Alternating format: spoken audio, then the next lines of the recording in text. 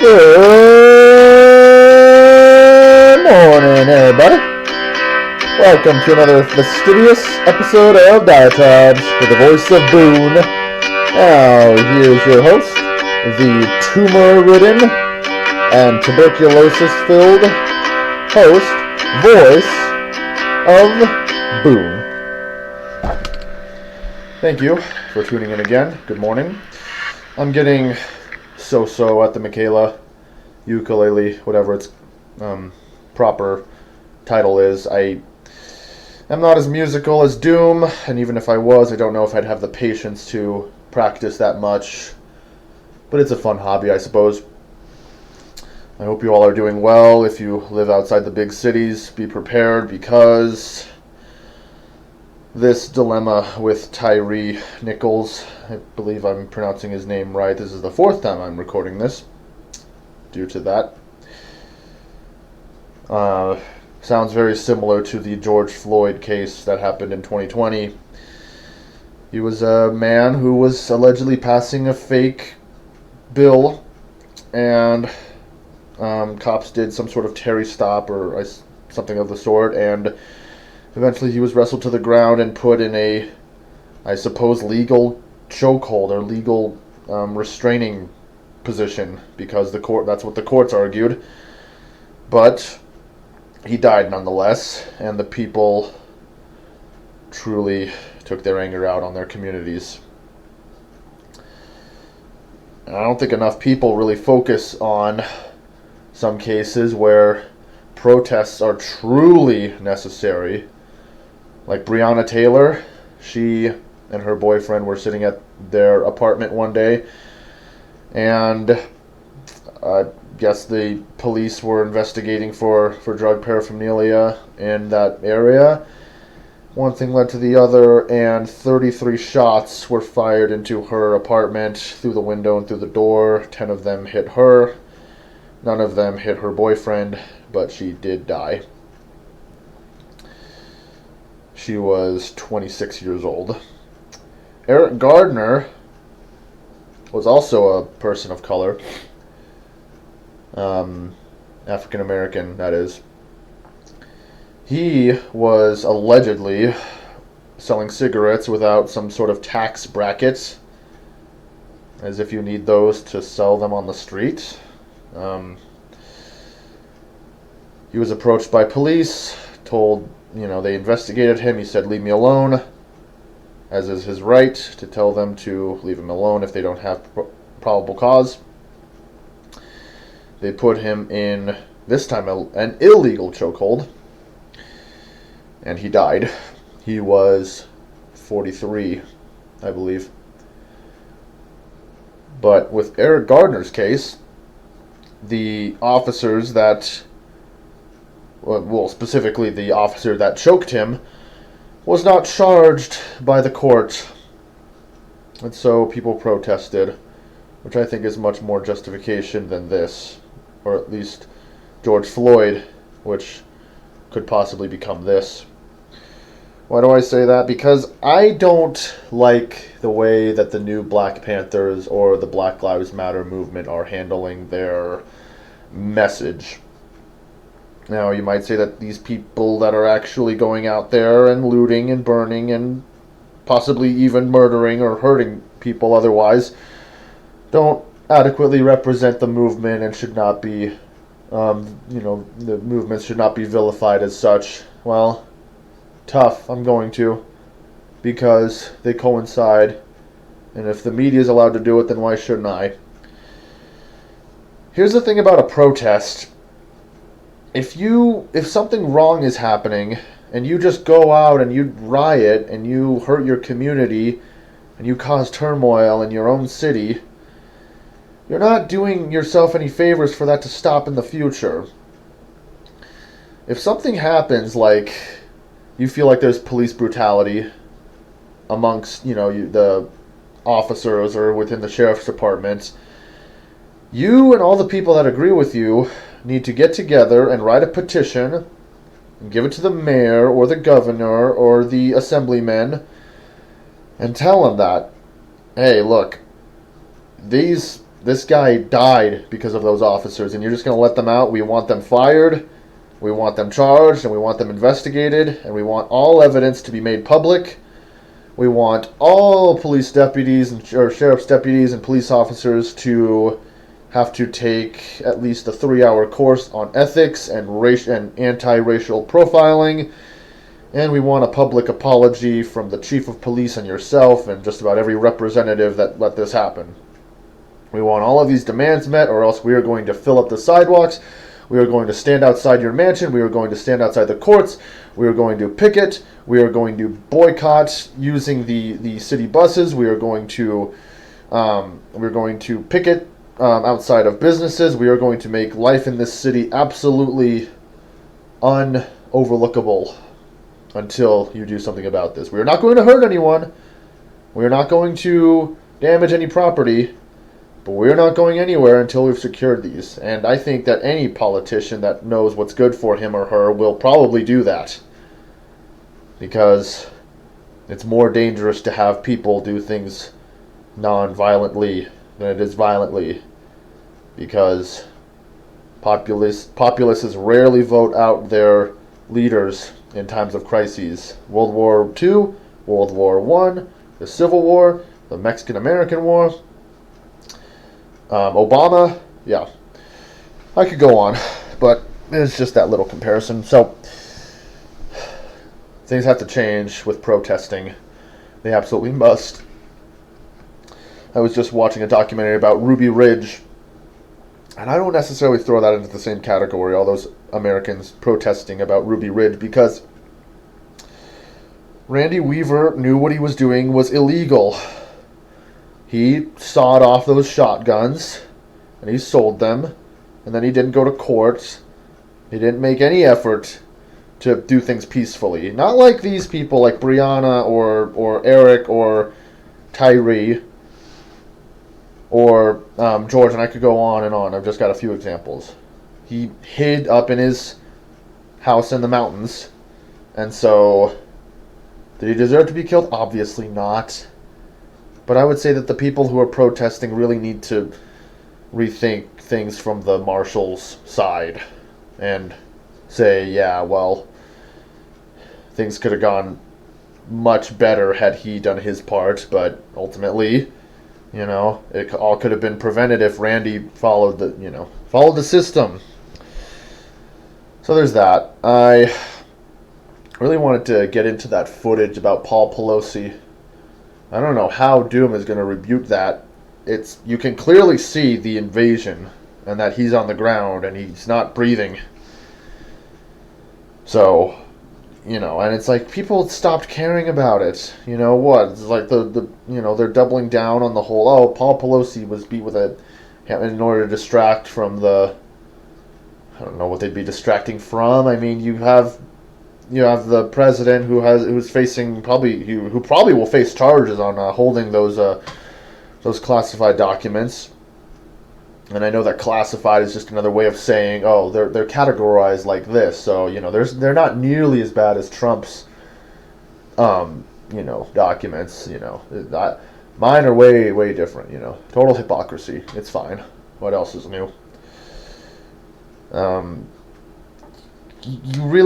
don't think you cannot dissuade me that Paul was not attacked in some way. It's like, the man's gay, and he was having a one-night stand with this man, and they needed an out because people were looking at him. It's like they didn't need to go that far to stage up. He's the husband of the Speaker of the House. He could just shut his mouth. Nobody cares about him. Nobody cares about her. So it's ridiculous. So for those of you who don't know Alec Murdaugh, this case is actually very eye-opening. Oh, no, not eye-opening. Look, I'm just going to get into it. Alex Murdaugh, he was very similar to the Chrisleys, Todd and Julia Chrisley. Which by the way, I found out that it was actually the wife, not the mother, who was also guilty with him. So Todd and Julie Chrisley are in jail. I'm not sure who's handling the kids, but they're grown up, so they can they can film a real life version of Arrested Development if they want. Alec Murdaugh, he was just like them in the sense that his family was big in town. They had a lot of money. They were very smart. They weren't just business oriented, they were lawfully oriented. He was a lawyer. His roommate, cousin, whatever, was a lawyer. His son was going to be a lawyer. His other son was going to be a lawyer. They had a lot of power in that small town, and I'm not sure exactly which state it was in. I want to say Florida, maybe Louisiana, something around the bayou. Because they were out boating one day, and Alec Murdaugh's wife and his son died. And it was very tragic. But ultimately, he seemed fine, which was irregular, because this is a family man, right? He's supposed to be, so family oriented, based on his personal values and just how he, expounds himself in the public eye. But he still had one son, and I'm sure that they were mourning all night. Not a dry eye in the room. And then another weird event happened where the maid had tripped over a dog and down the stairs and died. It was a little peculiar. I mean, I'd like to think that, since she's a maid, she'd probably, I guess, know how to tuck and roll or be a little bit physically fit. She wasn't exactly old. But, well, obviously the sons of the maid are going to be very upset that their mom is dead, so we should probably prepare for court. Hey, Corey Fletcher was a guy who was actually Alec Murdaugh's brother, or not brother, roommate, but he may as well be his brother. He was practically a part of the family. So Corey goes to the two brothers, the sons of the maid, and says, "Hey, you guys need a lawyer? I heard that your mom, she tripped over the dog and fell down the stairs. I think you guys actually have a lot of money in this if you want to sue Alec Murdaugh. I mean, he's got plenty of money. A court would easily take your side." Well, they sued, they won, but they didn't get the money, at least not that easily. So Corey Fletcher, he gave the money from Alec Murdaugh, from Alec Murdaugh, his family trust, to Alec Murdaugh. Well, that's just absurd. Why would you do that? What reason do you have to give our money to the guy that we just sued and beat in court? So that was odd. Hey, could we get our money? So Corey doesn't have any money. The court already paid out the money. So Corey's insurance, his malpractice insurance company, decides to pay out the $1 million to the two sons. So they had a happy ending. But one's got to wonder, why did Corey Fletcher, Alec Murdaugh's former roommate when they were in school, give Alec the money? And for another reason, why are these two, supposedly close, buddies, who are both lawyers, suing one another? So eventually it came out, and it exploded quick. Alec Murdaugh tried to have a handyman kill him in order to get a $50 million life insurance money to his last and only son, and probably only family member, I would say. It was all just a big rampage after rampage from Alec. He crashed so he crashed the boat and it killed his brother. He, I think, accidentally killed the wife and his one son in a hunting accident. That's what I forgot to mention. They didn't die in the boat accident. That was his brother, but they both died in a hunting accident. But it was actually him not doing an accident. And then he probably murdered the maid because who knows why. The guy's crazy. He was on Oxycontin. He tried to have himself killed so that way the one son could get a lot of money. And his court day started yesterday. So I am very excited for that. Now, I really feel like things in this country they're just coasting along, but people really want things done too fast, you know. And I'm a guy who is told, it's like, why do you always want to do things so fast? I have it told by Doom, I have it told, you know, by the people at work, I have it told by other people, you know. I actually got lambasted by some friends because we were playing a role-playing game and I wanted to play too fast, and they said, you gotta take it easy, you know. And it's like, well, at least I'm not as fast as the judicial system or the president's administrative system, the executive branch. Yeah. So there's that.